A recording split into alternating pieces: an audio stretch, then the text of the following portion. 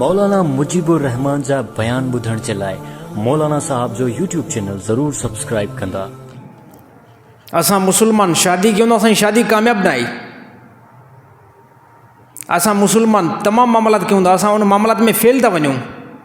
वजह छा आहे? असां नबी सल्लल्लाहु अलैहि वसल्लम जो तरीक़ो पढ़ियो न आहे। असां नबी सल्लल्लाहु अलैहि वसल्लम जो तरीक़ो पढ़ियो न आहे। त कम से कम हिकिड़े मर्द खे इहा ख़बर थियणु खपे त मां जेकॾहिं अगरि शादी कंदा घरवारीअ मुंहिंजे मथां छा हुकूक आहिनि। घरवारी खे बि इहा बिल्कुलु ॻाल्हि ज़हन जे अंदरि अचे त जेकॾहिं हे मुंहिंजो मुड़ुसु आहे त हिन जा कहिड़ा आका मुंहिंजे मथां फ़र्ज़ु थींदा। ऐं सेम सहुरे खे बि इहा ॻाल्हि ज़हन जे अंदरि हुजे, सस जे ज़हन जे अंदरि बि इहा ॻाल्हि हुजे त हे जेको असांजो ॼाटो आहे इन जा कहिड़ा हुकूक असांजे मथां, असांजी न्याणी जे मथां, ऐं असांजी न्याणी जा कहिड़ा हुकूक इन जे मथां बिल्कुलु आरी लॻा पिया आहिनि। कंहिं क़िस्म जो कोई असांजे अंदरि तालीमत न आहे। इन जे करे असांजा काफ़ी रिश्ता मुसलमाननि जा नुक़सान जी तरफ़ था वञनि। निकाह फौरी तौर तलाक, निकाह फौरी तौर तलाक। रीज़न त न शरीयती ख़बर मर्द खे ऐं अहिड़ी तरह न शरीयती ख़बर औरत खे, न ई शरीयती ख़बर औरत जे पीउ खे, न ई शरीयती ख़बर औरत जी माउ खे। तलाक, फौरी तौर तलाक। मामलो छा थियो? मामलो मुड़ुसु हिकिड़ी थप्पड़ लॻाई त उन ते औरत जेको नाराज़गी करे पीउ जे घर वञी करे वेठी ऐं पीउ खे ॿुधाई ऐं माउ खे ॿुधाई। माउ चयो अरे एतिरो ज़ुल्म असांजी न्याणी जे मथां, एतिरो ज़ुल्म, हिकिड़े थप्पड़ खे इशू बणायूं। छोकिरे जी माउ ताईद कई पंहिंजी धीउ जी त असांजी धीउ जे मथां ज़ुल्म, इन हिकिड़ी थप्पड़ जे करे तलाक थी विया। काफ़ी मक़ामात ते, काफ़ियुनि जॻहियुनि ते, काफ़ी जॻहियुनि ते इन ॻाल्हि ते तलाक अची वई जो औरत जी माउ बार बार मोकल वठणु आई।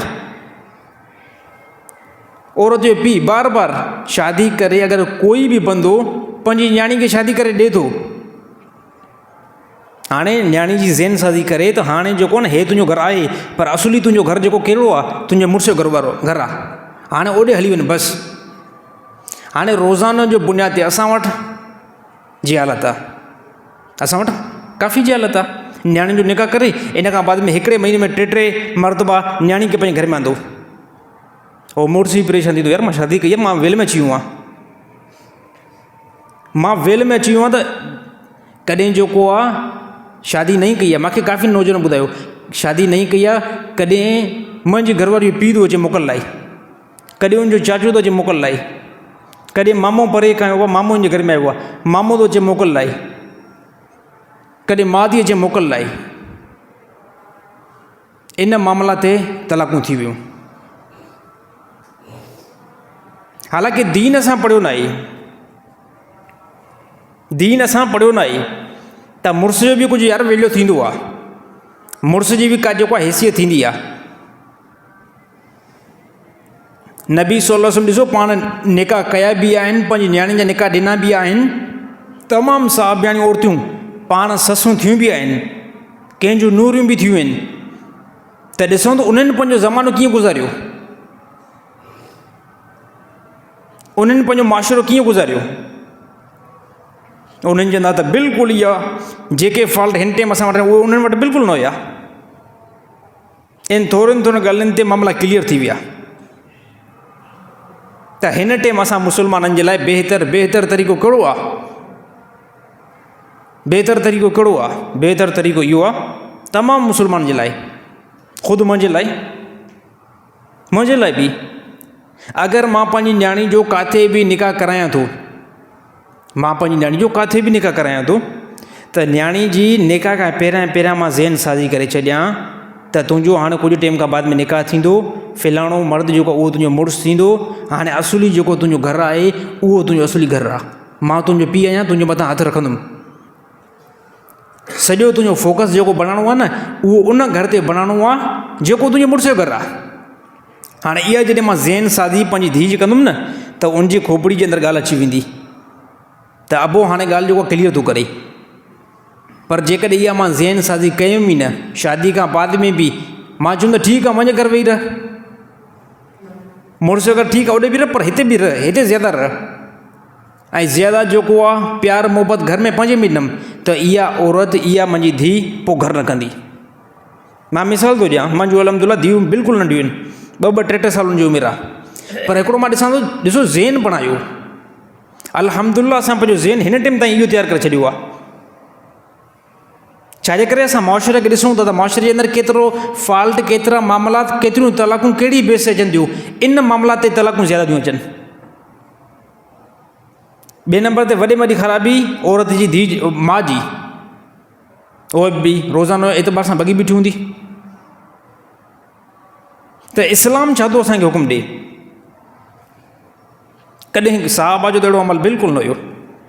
नबी सल्लल्लाहु अलैहि वसल्लम न्याणियुनि खे निकाह करायो, साहबिन न्याणियुनि खे निकाह करायो, पर उन्हनि जे अंदरि बिल्कुलु अहिड़ी का ॻाल्हि न हुई जेकी असांजे ज़माने जे अंदरि मुस्लमान जे अंदरि ॻाल्हि आहे। थोरी थोरी ॻाल्हि ते ज़िद, हे मामिलो एतिरो नॉर्मल न आहे। निकाह जो मामिलो तमामु असां मुस्लमान जज़्बाती थी वेंदा आहियूं थोरी थोरी ॻाल्हियुनि ते। मुंहिंजी धीउ खे जेको घर में मानी नथी मिले, मुंहिंजी धीउ खे जेको घर में ज़्यादा कमु आहे, मुंहिंजी धीउ खे सां जेको आहे पंहिंजो मुड़ुसु जेको आहे सिधो नथो हले,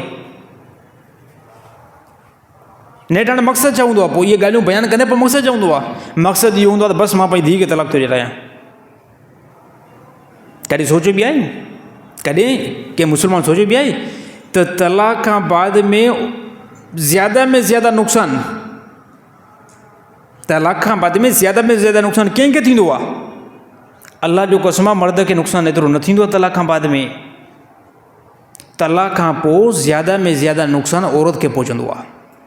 कहिड़ी बि न थिए, कहिड़ी बि न थिए त मर्द जेकॾहिं अगरि का औरत वठणु चाहे न, फौरी तौरु मर्द खे मिली वेंदी। औरत लाइ मसइलो थींदो आहे।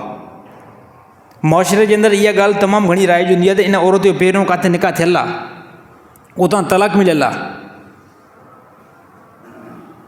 हे मुआशरे जे अंदरि ॻाल्हि घणी हूंदी आहे। ऐं असांजे मुआशरे में तलाक वारी औरत सां अक्सर माण्हू निकाह न आहिनि कंदा। कंहिंजो मुड़ुसु मरी वियो, उन औरत सां अक्सर असांजे मुआशरे में निकाह न आहिनि कंदा। अक्सर असांजे मुआशरे में उन औरत सां निकाह कंदा आहिनि, जेकी औरत कंवारी औरत आहे, उन सां ज़्यादा कंदा आहिनि। त इन मामलात में असां जज़्बात अची वेंदा आहियूं। न्याणियुनि जो निकाह करायो, कॾहिं बि इन मामलात ते जज़्बाती न थियो। तलाक जे मामले ते कॾहिं बि न अचो, हे ख़तरनाक अमल आहे। जेकी इज़त औरत खे पहिरियों मुड़ुसु ॾींदो आहे, जेकी वैल्यू औरत खे पहिरियों मर्द ॾींदो आहे, अलाह जो कसम ॿियो मुड़ुसु न ॾींदो आहे ओतिरी। टियों मुड़ुसु औरत खे एतिरो वैल्यू न ॾींदो आहे। चौथों मुड़ुसु औरत खे एतिरो वैल्यू न ॾींदो आहे। जंहिं औरत पहिरें जे मर्द सां निकाह कयो न, उहो मर्द औरत खे ज़्यादा वैल्यू ॾींदो आहे। तलाक खां बाद में ॿियो निकाह थी वियो न, त मुड़ुसु एतिरो न ॾींदो मामिलो, एतिरी औरत खे तरजीह न ॾींदो। छाजे करे? उन मुड़ुसु कॾहिं कॾहिं ताना बि ॾींदो। अगरि औरत जो मुड़ुसु मरियल आहे किथे, त उहो मर्द ताना बि ॾींदो त पहिरें खे मारियाई आहे, हाणे मुंहिंजे पोयां पई आहे। पहिरें खां तलाक वठी आई, हाणे वरी मूंखां बि तूं तलाक वठंदी आहे। त हे तमामु वॾा ख़तरनाक मामला आहिनि। त इन खां असां मुस्लमान इन खे सम्झण जी कोशिशि कयूं त असां नेठि कहिड़ी बिना ते हलूं था।